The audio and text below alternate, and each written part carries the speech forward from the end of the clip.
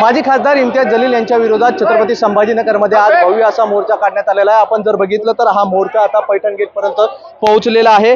आपण जर बघितलं तर काही दिवसांपूर्वी इम्तियाज जलील यांनी पत्रकार परिषदेत संजय शिरसाट यांच्यावर काही आरोप केले होते आणि याच वेळी त्यांनी एका विशिष्ट समाजाबद्दल वक्तव्य केल्याचा त्यांच्यावर आरोप आहे आणि त्यामुळे त्यांच्यावर अॅट्रॉसिटीचा गुन्हा देखील दाखल करण्यात आला होता। मात्र या सगळ्या प्रकरणात इम्तियाज जलील यांना अटक करण्याची प्रमुख मागणी जी आहे तर मोर्चेकऱ्यांची आहे आणि त्यामुळे छत्रपती संभाजीनगरच्या क्रांती चौकापासून हा मोर्चा निघालेला आहे आणि मोर्चा आता पैठण गेट पर्यंत पोहोचला आहे। पुढे हा मोर्चा जे आहे तर भडकल गेट पर्यंत जाणार आहे आणि पुढे काही नेत्यांची त्या ठिकाणी भाषणं देखील होतील।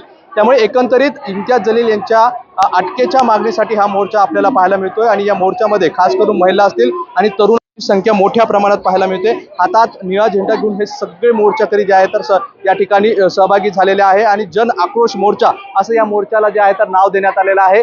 गेल्या काही दिवसांपासून आपण बघितलं तर संजय शिरसाट आणि इम्तियाज जलील यांच्यातील वाद आपल्याला पाहायला मिळतोय आणि या वादाच्या पार्श्वभूमीवर इम्तियाज जलील यांनी केलेल्या वक्तव्यामुळे जे आहे तर त्यांच्यावर अनेक आरोप झाले आणि त्यामुळे त्यांच्यावर गुन्हा देखील दाखल करण्यात आला होता आणि आता इम्तियाज जलील यांच्या अटकेच्या मागणीसाठी जे आहे तर मोठ्या प्रमाणात दलित संघटना आणि दलित समाज जो आहे तर रस्त्यावर उतरण्याचं पाहायला मिळतोय।